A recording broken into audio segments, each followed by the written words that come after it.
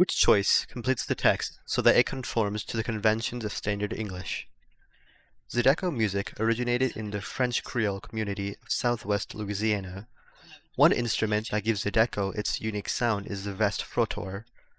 The veste frottoir, blank, a wearable washboard that is played by rubbing spoons or bottle openers against it.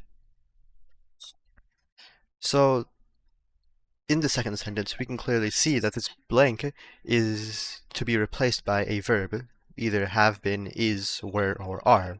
And this sentence is focused on subject-verb agreement, where the subject of the sentence is veste frottoir, and we're meant to choose a matching verb. So this subject here is singular, therefore the verb that has to match it must also be singular. So with that, let's look at answer choice A. Have been. This is incorrect because, for one, this is in the past tense, and this is plural. Therefore, this wouldn't match with the word veste frottoir. Furthermore, we can check this by plugging this into the sentence and seeing how it sounds. The veste frottoir have been a wearable washboard. So because this doesn't make sense grammatically, we can eliminate option choice A. B. Is. This seems to be the correct answer because, for one, is a singular verb, and this matches the singular subject, and if we were to place this into the sentence, it would make sense grammatically.